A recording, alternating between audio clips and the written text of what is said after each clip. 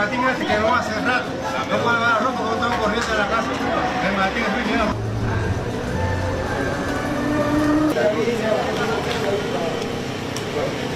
Cuba's been a terribly run country for a long time. It's got a bad system.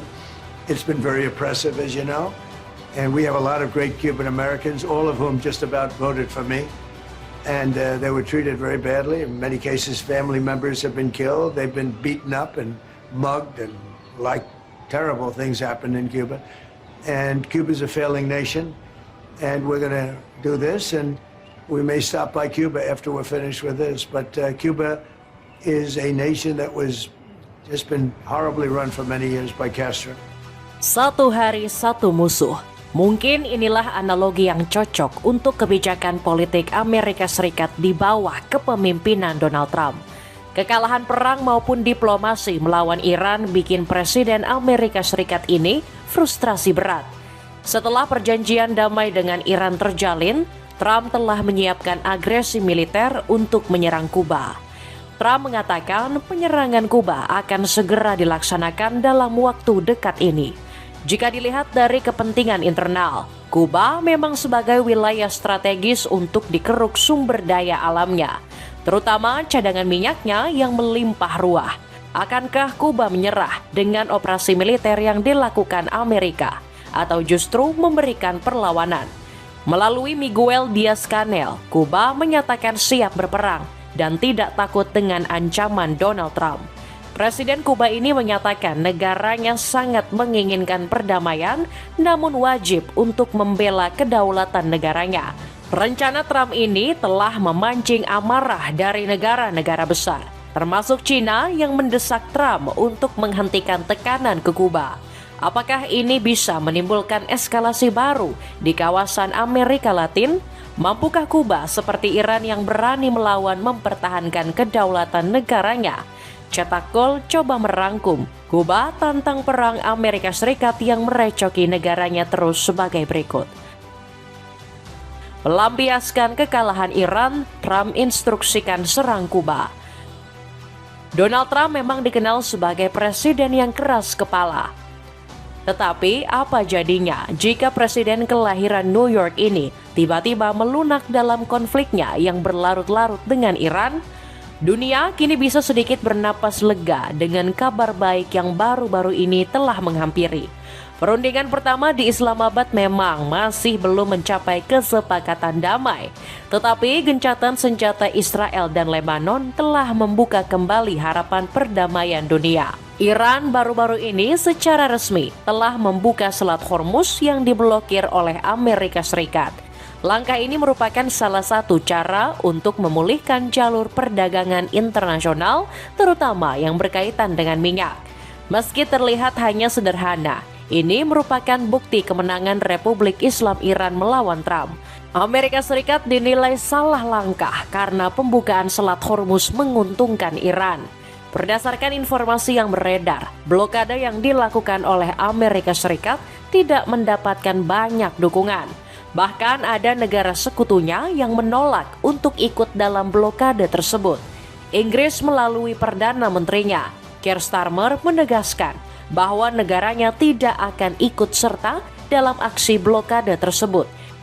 Ia menilai bahwa operasi tersebut tidak sejalan dengan kepentingan nasional Inggris. Bahkan Inggris menyatakan akan memimpin upaya internasional bersama Perancis dan negara lainnya untuk menjalin kebebasan navigasi di Selat Hormuz. Ketegangan dan desakan yang terjadi di kawasan Selat Hormuz membuat Amerika terdesak, apalagi ketika Iran hanya mengizinkan kapal Cina yang boleh melintasi wilayah tersebut. Amerika membuka blokade Angkatan Laut AS sebagai strategi untuk menekan Cina agar tidak mengirimkan lagi senjata ke Iran. Sikap Amerika ini dilakukan agar Cina mau dengan sukarela ikut menyerang Iran. Namun tindakan tersebut berakhir dengan penolakan. Cina bahkan memberikan respon berbeda terhadap tindakan Trump tersebut. Kementerian Luar Negeri Cina menilai bahwa tindakan yang diambil adalah sikap yang berbahaya dan tidak bertanggung jawab. Cina bahkan mengabaikan klaim dari Trump yang menyatakan bahwa Cina senang dengan keputusan Amerika Serikat. Iran menilai bahwa klaim-klaim yang dilakukan oleh Amerika sebagai omong kosong belaka. Klaim-klaim tersebut diduga merupakan cara AS menegaskan bahwa mereka yang menang dalam peperangan tersebut. Padahal blokade yang dilakukan AS sebenarnya tidaklah terlalu efektif. Buktinya masih ada kapal Iran yang berhasil lolos meskipun ada kehadiran Angkatan Laut AS. Fakta ini menunjukkan bahwa AS sedang terpojok atas klaim-klaim palsunya. AS sudah kehilangan posisinya sebagai pihak yang mengamankan jalur tersebut. Kegagalan ini membuat kita bertanya-tanya, apa yang akan dilakukan oleh Amerika Serikat selanjutnya? Jawaban ini nampaknya dapat kita temukan segera setelah Amerika Serikat mulai gencar melakukan ancaman intervensi terhadap Kuba. Presiden Donald Trump memang telah memberikan target dan isyarat bahwa akan menjadikan Kuba sebagai operasi militer selanjutnya setelah konflik dengan Iran selesai. Gesekan antara Amerika Serikat dan Kuba sebenarnya sudah memanas sejak masa Perang Dingin. Keberpihakan Kuba terhadap Uni Soviet membuat Amerika berang. Amerika bahkan sudah menjalankan strategi menekan ekonomi Kuba agar pemerintahan komunis tersebut runtuh. Namun di balik ambisi tersebut terdapat alasan logis mengapa Amerika ngotot menyerang Kuba. Alasan yang pertama berkaitan dengan posisi politik Kuba. Negara yang berideologi komunis ini dapat dengan mudah menjadi tempat penyusupan intelijen asing, sehingga membuat keamanan Amerika Serikat rapuh. Selain itu, Amerika Serikat juga memiliki luka lama ketika rudal-rudal Uni Soviet ditempatkan di Kuba dan diarahkan ke Amerika Serikat. Peristiwa ini dikenal dengan krisis rudal Kuba pada tahun 1962. Alasan kedua yang memuat Amerika Serikat ingin menguasai wilayah ini adalah sumber daya alamnya yang melimpah. Kuba merupakan wilayah dengan cadangan nikel terbesar kelima atau 6.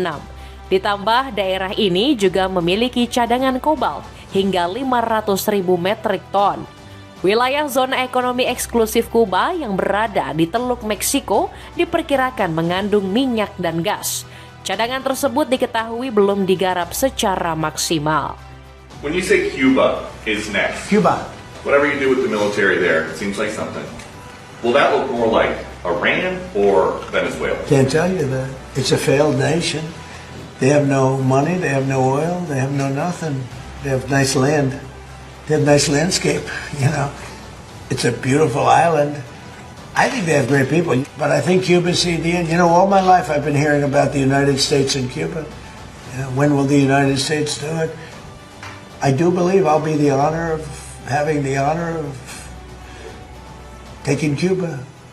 That'd be good. That's a big honor. I mean, whether I free it, take it, I think I could do anything I want with it. You want to know the truth? They're a very weakened nation right now. They were for a long time. Very violent leaders. So this is Cuba, and there is no electricity anywhere because there's no oil, there's no energy, and this is what it looks like. Except that hotel, because it's a 5-star hotel. That's it. I said you'll never have to use it, but sometimes you have to use it. And Cuba's next, by the way, but pretend I didn't say that, please. Pretend I didn't say. Please, please, please, media, please disregard that statement. Thank you very much. Cuba's next. Carter, you mentioned that Cuba will be next. What did you mean by that exactly? And who will be next? Cuba. Yeah, Cuba's going to be next. Cuba's going to be. In what way? Cuba's a mess. It's a failing country, and they're going to be next. Within a short period of time, it's going to fail. And we will be there to help it out. We'll be there to help our great Cuban Americans out who were thrown out of Cuba. In many cases, their family members were mutilated and killed by Castro.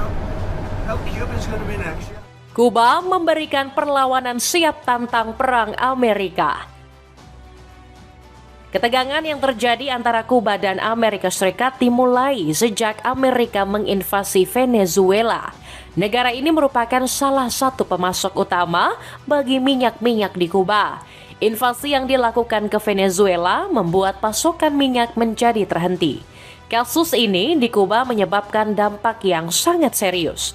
Kuba mengalami kelumpuhan jaringan listrik nasional. Dampaknya 11,3 juta penduduk mengalami kegelapan total.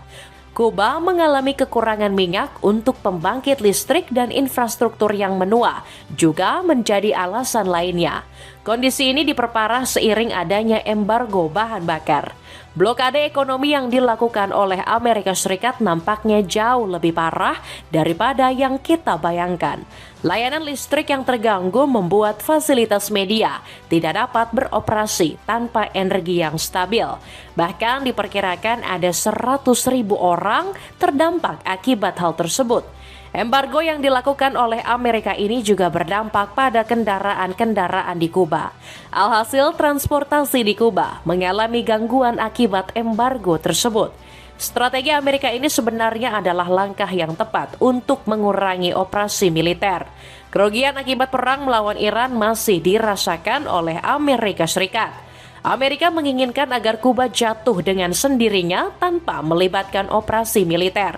Amerika secara khusus bahkan menuntut agar Presiden Kuba mengundurkan diri dan mengubah sistem politiknya. Amerika menyadari bahwa perlawanan secara militer hanya akan merugikan. Sikap ini terlihat dari bagaimana respon Presiden Kuba. Miguel Diaz-Canel merespon ancaman Amerika. Ia bersama rakyatnya siap terlibat dalam peperangan tersebut. Bahkan mereka tidak akan tunduk meskipun dilanda krisis listrik akibat blokade minyak Amerika. Kuba bahkan memperingatkan bahwa mereka akan menggunakan strategi perang tidak teratur. Strategi ini akan membuat invasi AS menjadi tidak berkelanjutan dan sangat merugikan pasukan penyerangan. Ancaman tersebut disertai dengan penolakan bahwa Kuba tidak akan mengubah sistem politiknya. Mereka menyadari bahwa kedaulatan negara bukanlah barang dagangan.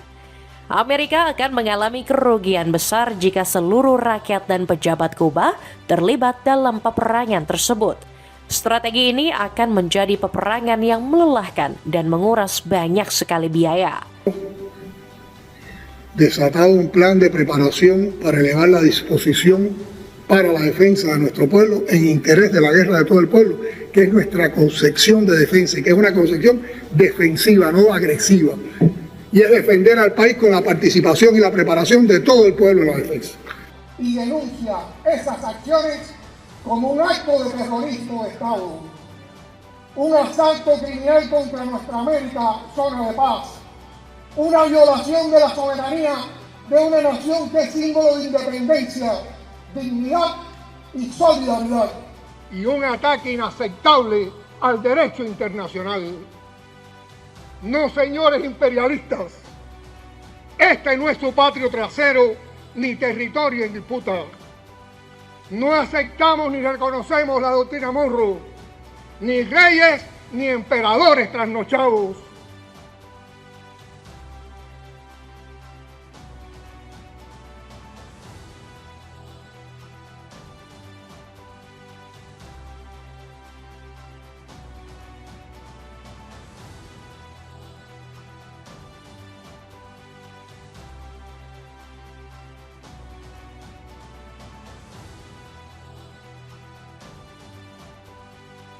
Y la mejor manera de evitar una agresión es que el imperialismo tenga que calcular. In the last several years, but what's changed recently is the Trump administration has placed a total oil embargo on this island, and what that means is that there are fewer cars on the road, almost no cars, few passing here. Schools have had their hours cut. Hospitals are often in total darkness because they don't have oil for the generators. Life is grinding to a halt here. And so the Cuban government is Dapatkan paket hemat kaos polos dengan 100.000. Kamu bisa dapatkan 7 kaos. Cek linknya di bawah ini. Kekalahan Amerika jika Trump menyerang Kuba.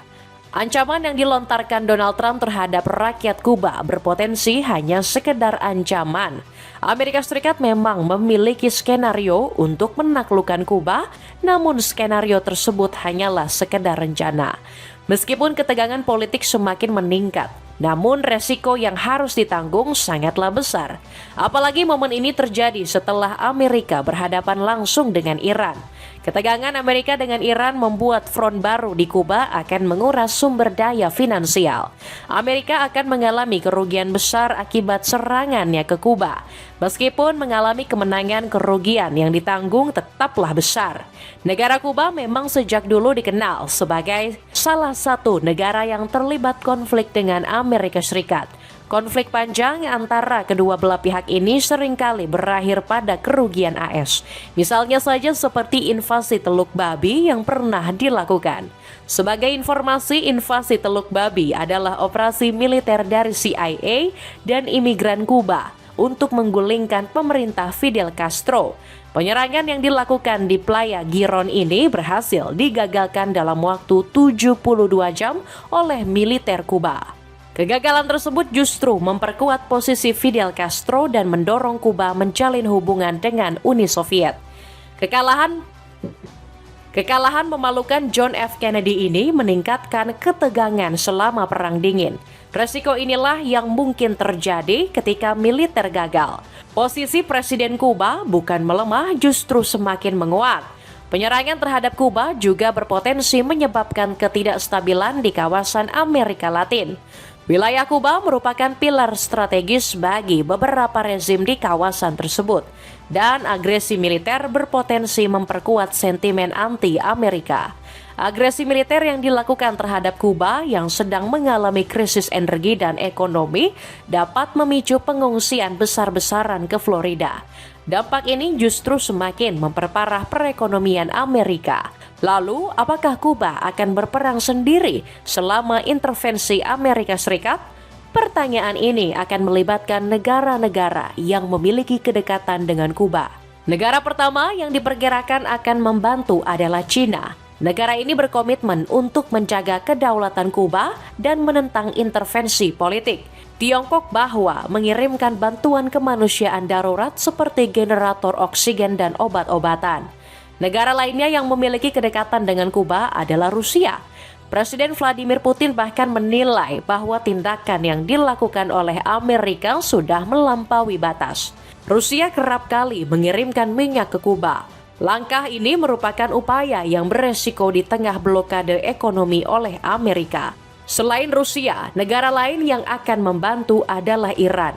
Negara ini bersama dengan Rusia dan Cina seringkali mengadakan latihan gabungan dalam rangka untuk melawan pengaruh AS. Iran juga memiliki kepentingan membela Kuba, yaitu sebagai mitra dalam mempertahankan poros anti-imperialis. Negara lainnya yang juga kemungkinan akan mendukung Kuba adalah Korea Utara. Sebagai salah satu negara yang anti terhadap Amerika, Korea Utara selalu menjadikan musuh Amerika sebagai temannya. Kedekatan antara negara ini dapat dilihat dari kunjungan-kunjungan yang dilakukan oleh kedua negara. Diketahui bahkan Presiden Kuba pernah berkunjung ke Korea Utara. Sedangkan untuk daerah regional terdapat beberapa negara yang berpotensi mendukung Kuba. Beberapa negara tersebut seperti Meksiko, Brazil, Aliansi Bolivarian, Kolombia, hingga Chili. Namun meskipun mendapatkan banyak dukungan, ada potensi jika dukungan tersebut tidak berjalan maksimal. Alasannya karena sekutu di kawasan Amerika Latin seringkali mengalami ketidakpastian ekonomi. Selain itu, krisis di Venezuela membuat bantuan minyak utama Kuba harus bergantung pada Rusia dan Tiongkok. Jarak yang jauh ini tentu menjadi sebuah halangan. Sepatu sneakers dari Kenki, sepatu yang sangat nyaman digunakan dengan penampilan yang mewah. Cek linknya di bawah ini. Itulah ulasan Kuba yang berani menantang perang Amerika Serikat yang merecoki negaranya. Akankah konflik tersebut berakhir dengan pertempuran fisik atau justru Amerika Serikat menyerah dan mengurungkan diri menyerang Kuba? Coba tulis pendapatmu di kolom komentar di bawah ini.